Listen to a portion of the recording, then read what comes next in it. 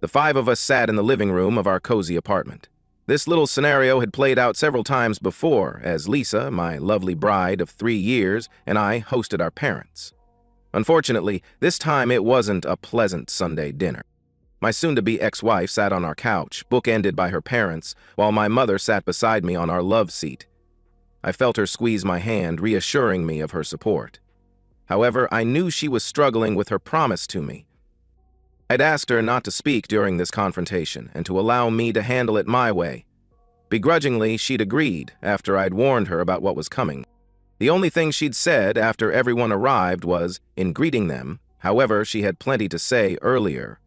I remembered her words before my guests arrived. I wish your father was here," my mother had said. I just nodded. I didn't have the heart to tell her I was glad he wasn't. No son wants his father to preside over his dying marriage. Added to that, I knew that he and Margaret, my mother-in-law, despised each other, and this meeting would have escalated into World War III. There wouldn't have been any chance my plan for handling this would have worked. I could almost hear his voice. "Son, do what you gotta do. Your mom and I will stand by you," he would have said. And he would have given me that "I told you so" look and smiled. All right, I lied. I missed him not being here. But I needed things to go as smooth as possible if I was going to get through this without losing it. If he was here, that wouldn't have been possible. Of course, for this to go the way I hoped, I'd have to remain cold and emotionless. A week of stewing on the events of the past 7 days had taken me through the emotional ringer. I hoped I was numb enough to pull this off. It was my father-in-law who broke the awkward silence. "Danny, thank you for meeting with us," Phil said. I looked at him and noticed he seemed tired. All three of them did. Apparently, there'd been a few sleepless nights in the Thomas household. I actually felt sorry for him. I liked my father-in-law.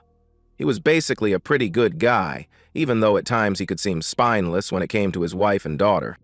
On the far side of the couch sat my mother-in-law, the evil dragon of the north, perched, ready to swoop down and attack. Margaret, don't call me Marge, could barely contain her contempt for me. To say that I was her least favorite person for stealing one of her babies would be a gross understatement. The fact that I'd supposedly corrupted her innocent daughter before the wedding just added to her reasons that I should be publicly drawn and quartered. Of course, the fact that Lisa wasn't innocent when I met her. Well, let's not let the facts get in the way of a good reason for a witch hunt. I knew this meeting would be extremely difficult on her, and that thought kept a small smirk on my face. She'd be forced to swallow her venom if they had any hope this marriage could be saved. It couldn't be, but they weren't convinced of that yet. In between her parents sat Lisa, dressed in jeans and a blouse. I thought she looked beautiful.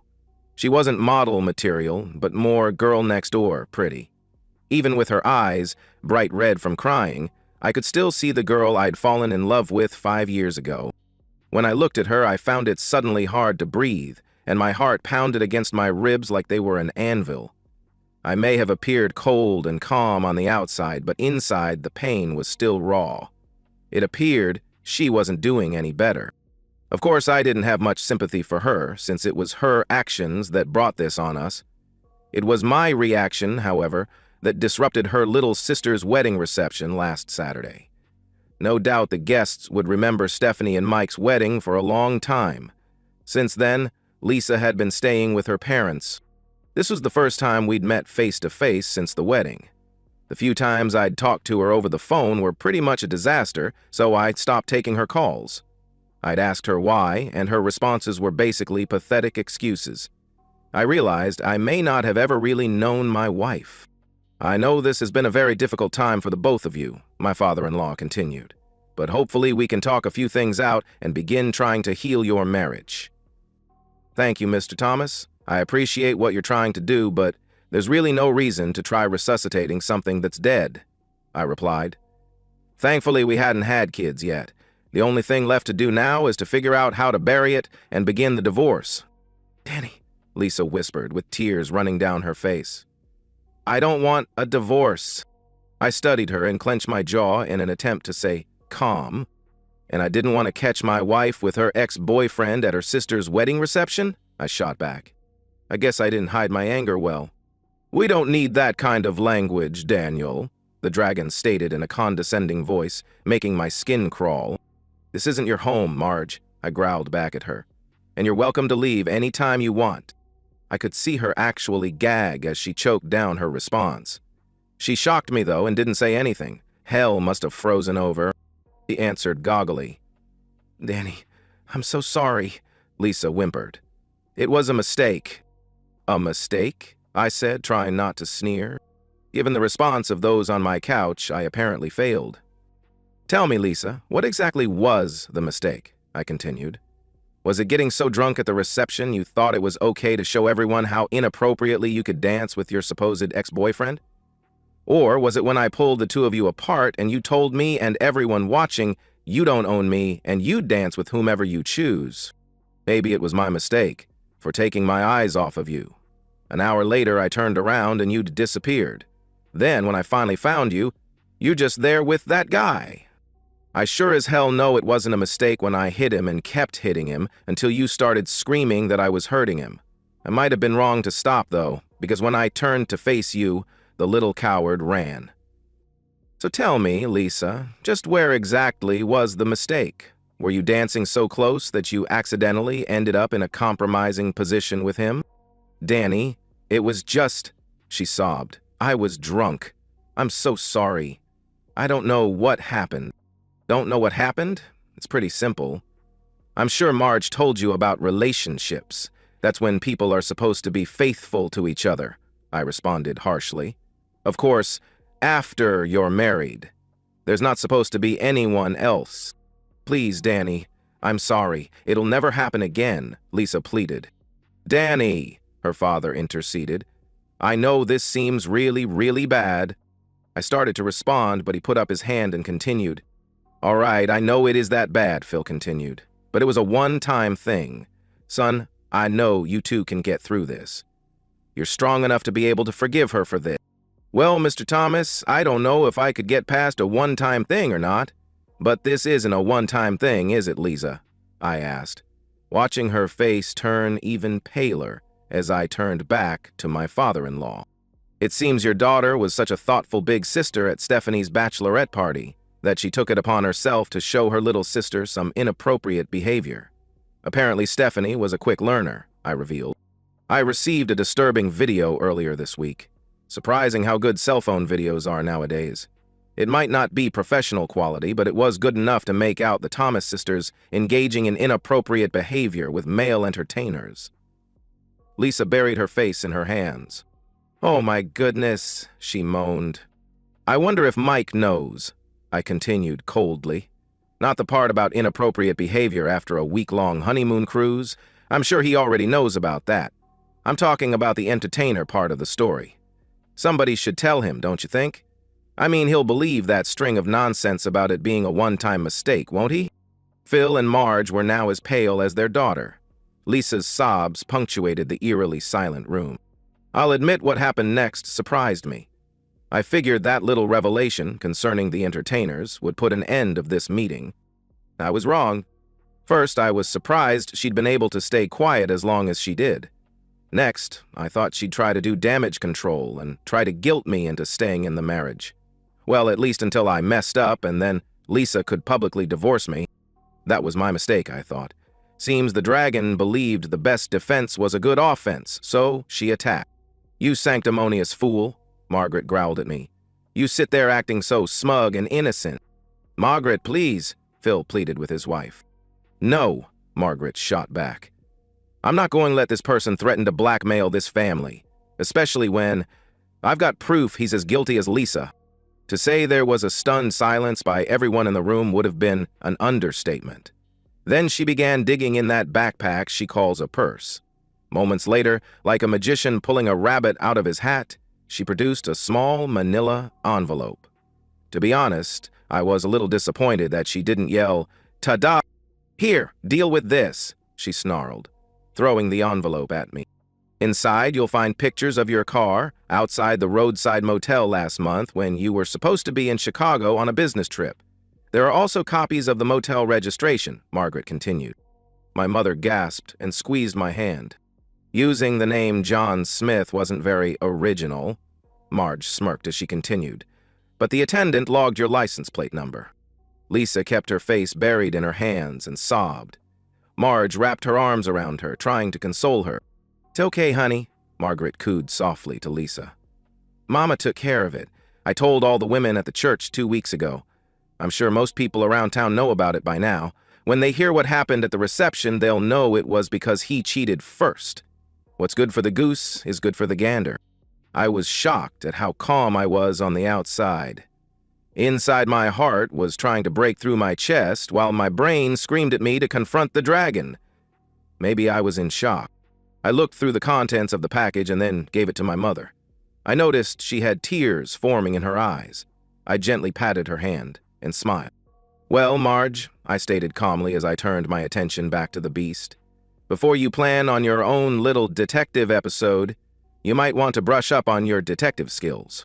The Chicago business trip was actually a training seminar my company sent me to in order to get certified. I have about 30 other attendees that can vouch that I was at every boring session for all 4 days. While I was out of town, we put Lisa's car in the shop for some maintenance repairs. Want to guess whose vehicle she drove while it was in the shop? Another little piece of information that you'll find interesting. Do you remember the names of the people who work with Lisa down at the Southside Medical Clinic? Come on, Marge. Surely you remember Dr. Sammy. Well, his full name is Dr. Samuel Jonathan Smith. Doubt, my father-in-law sputtered. He's older than I am. Yeah, seems your little girl has daddy issues to go along with some questionable tendencies. Good luck with counseling, I replied to Phil. Danny? Lisa whispered. Yeah, I know, I snapped at her. It was only a one-time thing. I stood and looked at the trio sitting on my couch. I didn't think I could hold it together much longer, so I needed this to be over quickly. I think we've pretty much said everything that needed to be said. It's time for you all to leave, I announced. Bill stood and helped Lisa to her feet. Marge remained sitting, frozen. I thought at first maybe she was having a seizure or maybe even a stroke, but no such luck. She gathered herself and stood. Staring at me straight in the eyes, she gave me a parting shot. I expected better from you, Daniel, Margaret said coldly. And I expected nothing less from you, Marge. You acted just like the self-righteous, hypocritical person that you are. Now get out of my apartment, I replied firmly. She left angry, but at least she left. Phil surprised me by giving me a big hug before he chased after her. That only left Lisa. When she looked up at me with her beautiful green eyes, puffy from crying and so full of pain, I couldn't stop my own eyes from watering. Danny, I can't tell you how ashamed I am, she said softly. I'm so sorry. Not half as sorry as I am, Lisa. I'm sorry I wasted my love on someone like you, I replied. She sobbed and ran out the door. As I closed the door behind her, my emotions overwhelmed me. I rested my head on the door and fought a losing battle, trying to hold back the tears. The simple fact was I loved the lying, cheating woman and she'd hurt me like I'd never been hurt before. I still didn't know why she'd cheated, but then even knowing the reason wouldn't have changed the fact my marriage was dead. I knew my pain, anger, and depression weren't going to go away anytime soon. My mother came over and hugged me. You okay? She said softly. No, I whispered, and I won't be for a while, but I'll get there. You know, your dad would have been proud of how you handled that. Do you know what you're going to do now? My mother asked. I nodded. Yeah, there's really not much to split up, so I think I'll take Marge's advice and go for maximum embarrassment. I'll have Lisa served as they're leaving their church on Sunday. I'll also see if I can sue the good doctor and his clinic. Even if I can't win, I'll make sure he's served at work. That should cause a scene, I explained. What about Mike and Stephanie? My mother asked. Mom, if someone sent that video to me, there's a good chance they sent it to Mike as well. Even if they didn't, he needs to know. Maybe they can work through it. I hope they can. If they do, maybe it'll stop any future cheating, and their marriage will last longer than the 3 years mine did. I'll email Stephanie and tell her she's got a week to tell him herself before I do, I answered. She looked at me and smirked. You're just like your dad, she said, shaking her head. Too bad he couldn't have at least heard our meeting, I replied. She smiled innocently and reached for her purse. Opening it, she pulled out a micro recorder. He asked me to record it so he could hear it when I got home. You know it almost killed him not being here today. He was disappointed when you asked him not to come. He understood, but I still think it hurt his feelings, my mother revealed. Well, it looks like I'll have plenty of time to make it up to him since most of my future plans are now in the toilet, I said. I slowly shook my head and sighed. I feel like I've wasted 5 years of my life. No, she said softly, not wasted. You just learned some very painful lessons. Hopefully, you'll use it to make your next marriage even stronger. Next marriage? I snorted. I'm not sure I'll ever trust another woman enough to marry her. She stepped back and smiled at me. Honey, you're 27. It will take a long time, but you'll find some lucky girl who will be special enough for you to try again, my mother said encouragingly. My mom, I chuckled. The eternal optimist. She reached up and kissed my cheek. I have to be. I'm still expecting some grandbabies out of you, she said with a laugh. We both laughed. The sound of our laughter reassured me. I'd be happy again. Someday. 5 years later. The late afternoon sun streamed through the windows of my new office as I leaned back in my leather chair, reviewing the quarterly reports.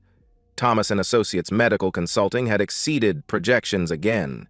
It was hard to believe how much had changed in 5 years. My secretary's voice crackled through the intercom. Mr. Daniel, your wife called. She wanted to remind you about dinner with your parents tonight. Also, that reporter from Business Weekly is here for your interview, Janet announced. Thanks, Janet. Send him in, I replied. I straightened my tie and smiled. Life had a funny way of working out. After the divorce was finalized, I'd thrown myself into work with a vengeance. The lawsuit against Dr. Smith and his clinic had been settled out of court for a substantial sum, enough to start my own consulting firm. Turns out, medical malpractice wasn't the only thing the good doctor was guilty of. The state medical board had taken a very dim view of his extracurricular activities with employees. The reporter, a young guy who looked fresh out of college, walked in with his notebook ready. Mr. Daniels, thanks for agreeing to this interview. Our readers are fascinated by your success story. From a failed marriage to building one of the most successful medical consulting firms in the state in just 5 years, the reporter said. I chuckled. Well, sometimes the best motivation comes from the worst circumstances. I understand your ex-wife tried to contest the divorce settlement, the reporter asked. She did. Unfortunately for her, adultery tends to complicate things legally, especially when there's documentation, I replied, keeping my tone professional, though I couldn't help but smirk. Last I heard, she was working at a clinic in another state. Dr. Smith lost his license, so I suppose she had to find new employment opportunities. The reporter scribbled notes. And the family situation? Well, my former sister-in-law, Stephanie, divorced her husband, Mike, about 6 months after their wedding. Apparently that video I mentioned to her found its way to him after all. She's remarried now to a nice accountant. We actually get along well these days, I explained. What about your former mother-in-law? The reporter asked. I laughed out loud. Margaret, excuse me, don't call her Marge, had to eat quite a bit of crow when the truth came out. Turns out spreading lies about someone's character in a small town can backfire spectacularly when you're proven wrong. She and Phil moved to Florida. I send them a Christmas card every year. The reporter looked puzzled. That seems generous. Phil was always decent to me. As for Margaret, well, success is the best revenge. My Christmas cards always include our family photo and a little note about how well business is going, I replied. After another 20 minutes of questions about business strategies and market expansion, the reporter packed up his things. Last question, Mr. Daniel. Any regrets about how things turned out? The reporter asked. I thought for a moment, then pulled out my phone and showed him my wife wallpaper. A photo of my wife, Sarah, and our 2-year-old daughter, Emma, at the beach last summer. Not a single one, I said. I met Sarah at a business conference 2 years ago. She's an attorney specializing in medical law. Smart, beautiful, and most importantly, she has integrity. We just found out we're expecting our second child. The reporter smiled. Congratulations. So your mother got those grandchildren she wanted after all. She did indeed. And she never lets me forget that she predicted I'd find someone special enough to try again, I replied. After the reporter left, I gathered my things and headed out. Mom was making her famous pot roast tonight, and Dad would want to hear every detail about the Business Weekly interview.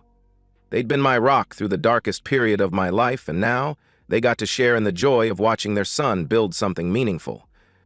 As I drove home, I thought about that awful day 5 years ago when my world had crumbled. The pain had been excruciating, but it had also been clarifying. It taught me what real love looked like, what genuine partnership meant, and what I truly valued in a person. I pulled into the driveway of our house, Sarah's and mine, and saw her through the kitchen window, probably helping Emma with some art project. Emma had Sarah's blonde hair, but my stubborn streak, and she was already showing signs of being too smart for her own good. My phone buzzed with a text from an unknown number. Saw the article online. Congratulations on your success. LL. I stared at the message for a moment, then deleted it without responding. Some chapters of your life deserved to stay closed. I walked up to the front door and heard Emma's squeals of delight from inside. Sarah's laughter followed, rich and genuine. This was what winning looked like. Not revenge or proving a point, but building something real with someone who deserved it. Along the sound of my family's happiness was better than any vindication I could have imagined. I opened the door and stepped into my real life, leaving the past where it belonged, behind me. And so, we've reached the end of today's story. Was it what you expected, or did it take a twist you didn't see coming?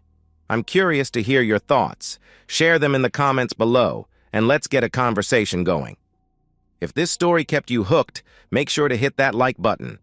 And if you're new here or just haven't subscribed yet, now's the perfect time to join our community. I bring you fresh, captivating stories every day, so click that subscribe button and turn on notifications so you never miss out. Thanks for watching, and I'll see you in the next one.